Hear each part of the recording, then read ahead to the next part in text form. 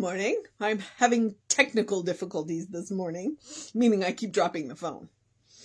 So, but I also have my Foster. So, it's a little weird to be in this room by myself, so I keep encouraging Foster to come in with me. Yesterday he wanted nothing to do with it, but Gabby came in. This morning, here he is, as you can see. Yes. How are you, baby? Okay. I hope I didn't erase the title, and if I did, I'll go back and put it on later. All right. Our title is Open the Way to Receive Your Good. I don't know whether I can do this with my glasses on or off. It's been 3 weeks since my cataract surgery. Hey, baby. All right. The first quote is, create in me a clean heart and renew a right spirit within me. And that is Psalm 51:10. The second quote is, the answer to every question is within people, because people are within spirit, and spirit is an invisible whole. And so that is the Science of Mind, page 365. Okay. Is it easier for you to give than to receive? Being a receiver isn't just a matter of accepting things that are offered to us. On a deeper level, it's about self-acceptance. When we are self-accepting, we love ourselves and are thus able to accept the gifts life seeks to offer, such as creativity, peace, joy, love, and freedom. We can learn to accept these gifts by first learning to accept what people want to give us. Though sometimes we may fear that we cannot repay them. If we do refuse to accept what they offer, we are not only keeping a greater good from flowing into our lives, but we also keep the other person from experiencing the benefit of giving. To have the good we desire, each of us needs to both to give and to receive. Life fulfills its promise of bestowing upon us all good things when we are willing not only to give generously, but also to receive openly and gladly. Let us begin to do so today. You're being very giving today, giving all the affection. Right now, I become an open channel for all of the good that life has in store for me. I refuse to be disturbed or distressed about anything, for I know that within me is the fullness of life. I walk forth into this new day, opening myself both to give and to receive, and I feel a wonderful sense of expectancy. All good things come to me now, and that is EHI. So it's not Ernest Holmes. It is a woman, and I want to say her name was Erin. Where is it?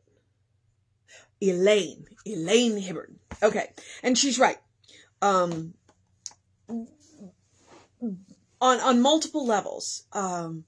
One of the things that you find in Science of Mind is that Science of Mind people are very giving. They are very generous, and very giving, and they really enjoy giving. They can be very bad receivers. And that, it's been pointed out to me before by Jessie, that being able to receive is just as big of a gift, because it is a gift that we are giving to the giver when we are receiving. It's like when you receive a compliment, do you get shy and go, oh, no, not me? Or do you say thank you? It's not ego to say thank you when somebody offers you a compliment. And what Elaine is pointing out to us is that when we are graceful receivers, be it a compliment or a gift or whatever, then it opens us up to the giving of spirit. It allows that flow of spirit, because how many other things is it possible that spirit's been trying to bring in our life, but we're not good receivers, and because frequently, and I love this idea, we are the answer to each other's prayers. God works in this way, in the material world through us. So sometimes the answer to our prayer is a gift that somebody is trying to give us. And here we are not willing to accept it. And it's like, okay, well, one, we're denying them the gift of being a giver. We are denying ourselves the gift of being a receiver. And we're also cutting off a channel of spirit. So her point is that it is a gift to be both a giver and a receiver. When people want to give you things that are helpful and useful, because there's the whole other side of that coin where people are trying to give us stuff that we don't want and we don't need. Sometimes that's about attitude, you know what I mean? So just because somebody offers us something, it doesn't mean we have to take it.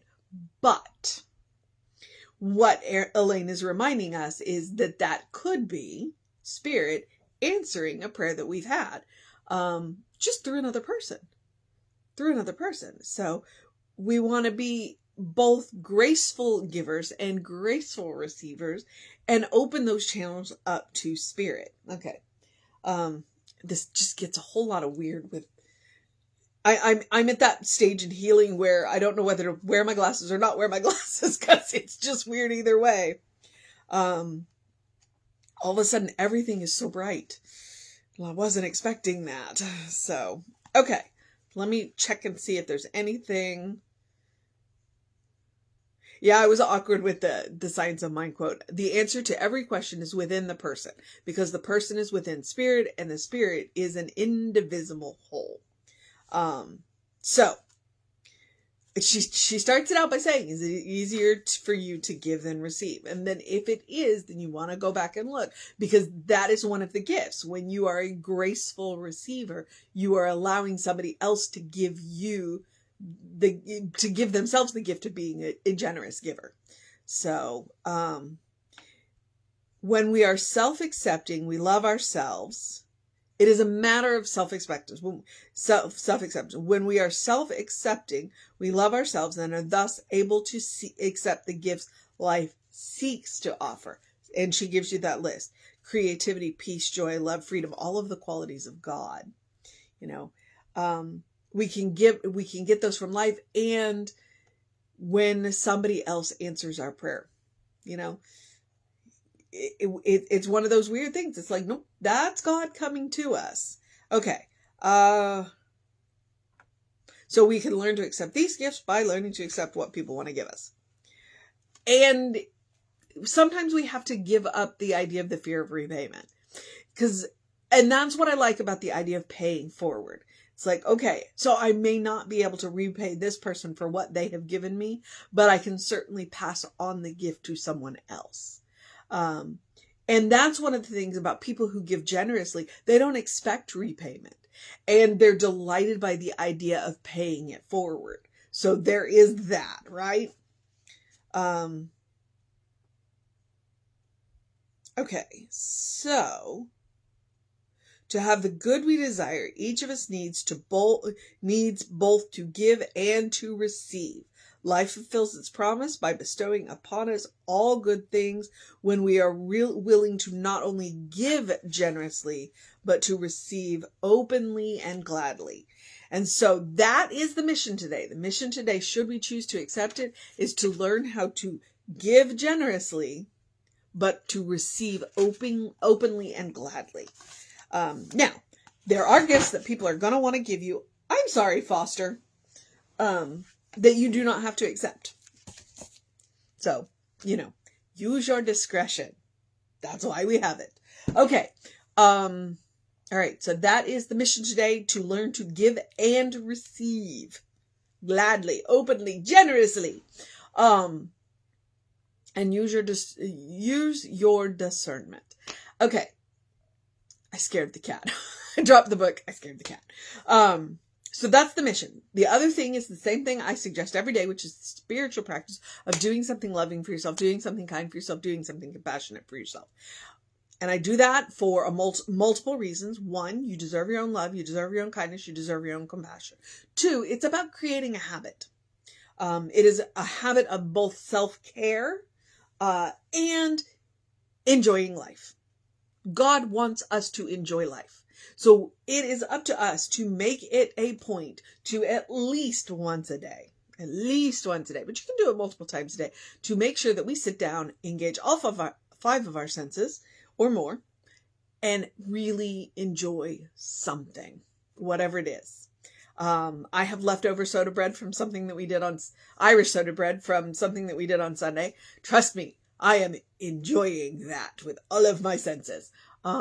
It is fantastic and I love it, and I don't need to buy any more anytime soon because it's really good. So it can be as simple as that. It can be as simple as eating a piece of really amazing bread. It can be really enjoying a cup of coffee, but it also looks like taking a nap or taking a walk or taking a bike ride. My gym session got canceled this morning, so just to make sure that we got that work in, and we went for an epic bike ride. And it was good because it was hot out there. So creating your own breeze. And that's what it looks like. You are a beloved child of God. You deserve your own love. You deserve your own kindness. You deserve your own compassion. But it is also about creating a bank. Making sure that you create that habit of self-care so that you have a bank of that love, kindness, and compassion when you meet people, including yourself, who need a little extra. That is something that we can give and receive openly and generously, is love, kindness, compassion. So, because that generally doesn't cost us anything. Okay. And the rewards of it are so amazing. Okay. Also, do something to engage your mind and your body. Drink plenty of water. Please. It is still really hot out there. At one point, it said the feels like yesterday was 111. Drink plenty of water. Hydration is important. And get that early in your day bright light. Reset those circadian rhythms. You'll have more energy during the day. You'll sleep better at night. It's science. And open the windows of your soul. Allow the breath of heaven to remind you. You do live in heaven right here, right now. It is all around you all the time. Because it is a state of mind, which means you carry it within you and you can create it wherever you are. It's like a superpower. And it's one that everybody has, especially when they tap into that Christ consciousness that we come pre-installed with. Okay. So catch us on the social medias. We are Creative Life Spiritual Center, Creative Life Spark. I am the running Rev Ryan on the social medias that I am on. And from what I'm hearing, we're about to up our TikTok game pretty amazing. So, and if you want to know what's going on in the center, email info@creativelife.org. That will get you on the Constant Contact. And creativelife.org is our website too. The hot links are hot on the Constant Contact email. And there's all kinds of things going on. Book studies, and there's a couple of classes coming up. We got a food market coming up. I haven't heard anything about guest musicians lately, but they occasionally pop up too, and they're in the Constant Contact. So I think that's what I know, and it's all good. So I'm going to encourage you to have a great day, an amazing day, a wondrous day, a fantastic day, a magical day, an enchanting day, a fantastical day.